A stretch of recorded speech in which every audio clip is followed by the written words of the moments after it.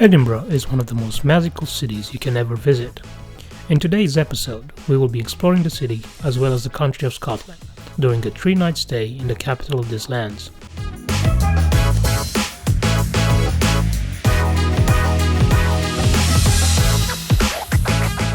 My journey starts from London, where I'm boarding a train that will take me to Edinburgh in under 5 hours. On the way, I got to wander at the scenery while crossing the UK entirely.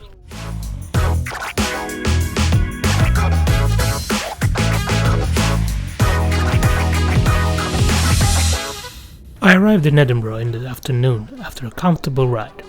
It was almost night time, so I went on a bus after quickly exploring the first streets that I stumbled upon.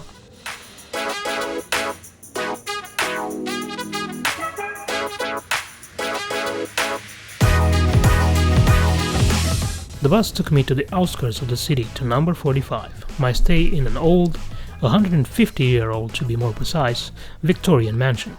Here, in a small room, I got to sleep for 3 nights, and it was just perfect for me.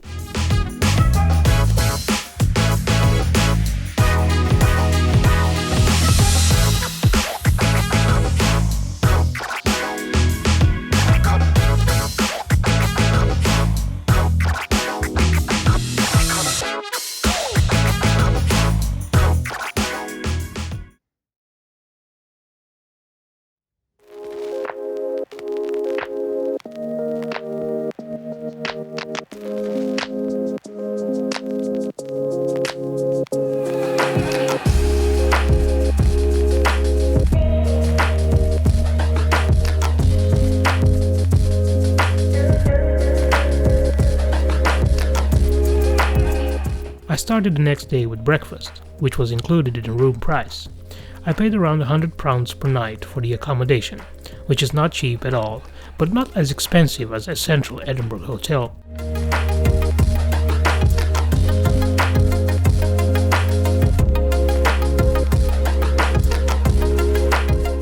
I didn't film the breakfast, but it was your typical state brekkie, with some ham and cheese, toast, jams and butter, a few pastries and a delicious fruit salad.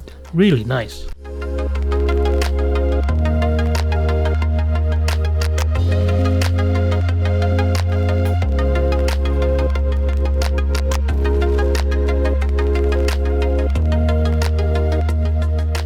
On the first full day in Edinburgh, I booked a guided tour of the city that was Harry Potter themed. I also did a full episode about the tour. Links will be in the description. The main highlight of the tour was the Central Cemetery of Edinburgh. This is where J.K. Rowling got the inspiration for many of the names you can find in the books.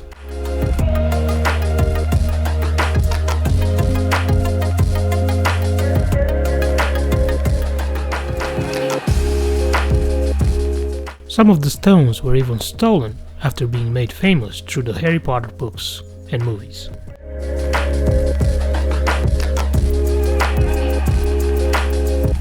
Other stops along the tour included Victoria Street, the inspiration for Diagon Alley, a colorful street with many shops and delightful buildings, as well as a courtyard where J.K. Rowling signed the pavement with her hands.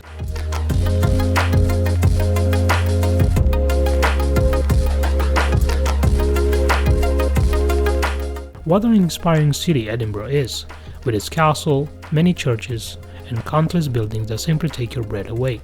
It's magical indeed.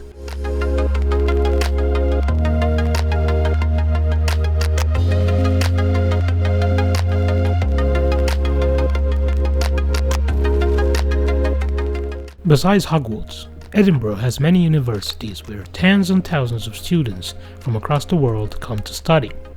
The University of Edinburgh is the main school of the city, a majestic building which makes you feel like you're in a real Harry Potter movie. It was a delight to wander about the courtyard, as well as along the side streets of the institution.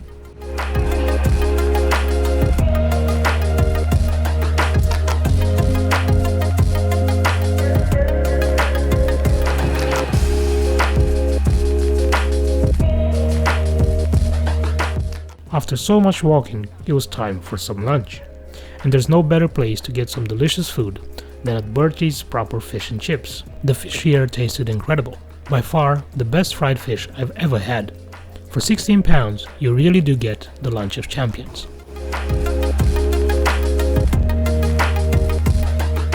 It was then time to visit the Museum of Scotland.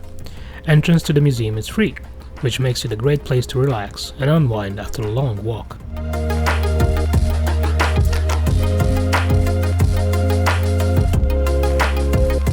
Among the many incredible pieces on display, some that stand out are Dolly, the ship that got cloned and survived the experiment, one of the first TVs ever made, and the chess set from the Harry Potter movies.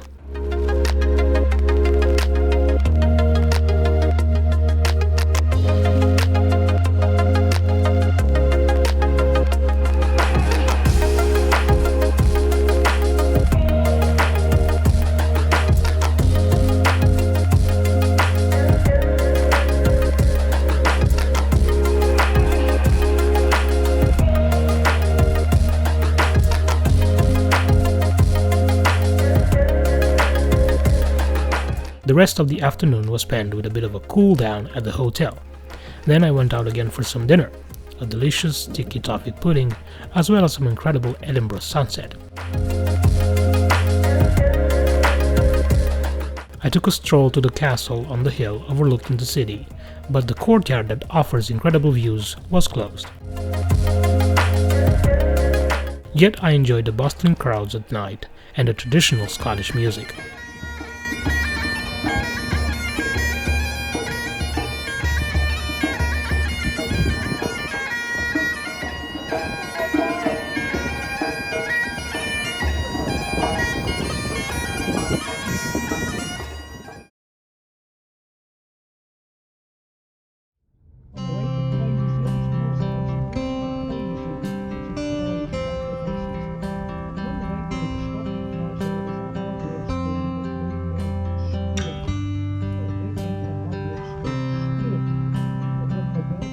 I decided to leave the city on day 3 of my stay in Edinburgh in order to explore the countryside.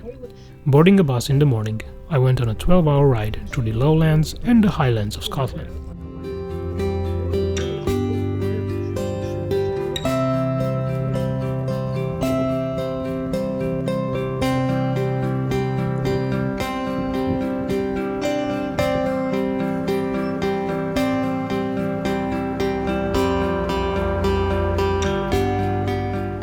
By far the highlight of the expedition was Glen and the Three Sisters.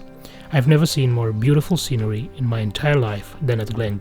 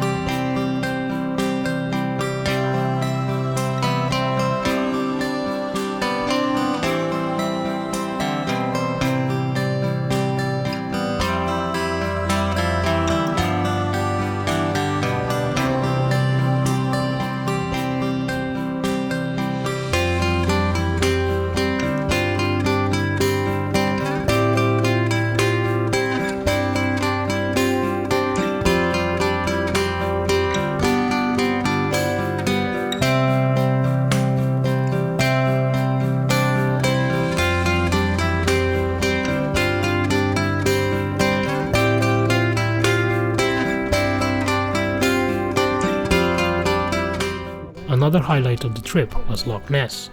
You simply cannot come all the way to Scotland and not visit the lake where Nessie lives. Although I saw nothing more than a duck and some monster-looking waves at the lake, the scenery was simply delightful.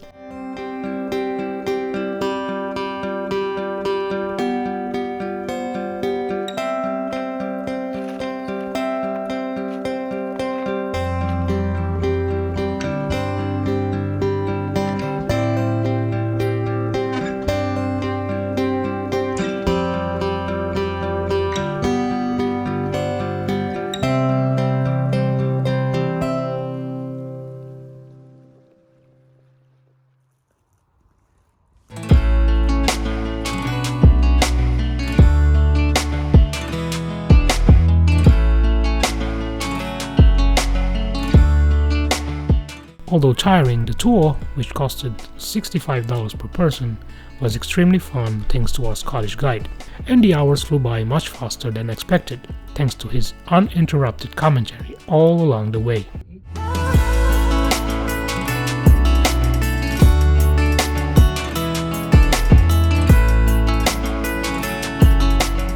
If you want to see some more footage from my trip to Loch Ness, Glen and the rest of Scotland, I will add a link towards the episode in the description box below.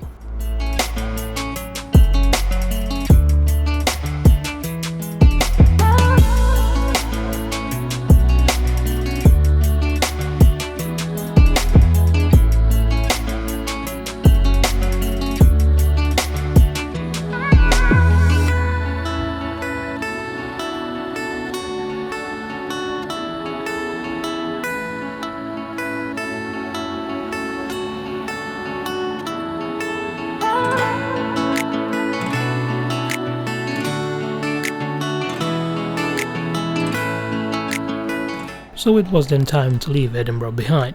After a great couple of days in and around the city, I left as I came in, which was by train. The whole London to Edinburgh and back trip cost me a little over $110. I was lucky enough to have no issues with my rides, although there were strikes from the railway companies on and off during my time in the UK. The rides were smooth and mainly on time, with your regular 10-minute long delays here and there.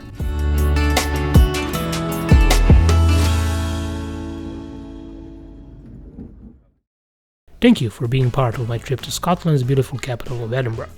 If you're still having doubts about whether you should visit this place or not, I'm not sure what you're waiting for.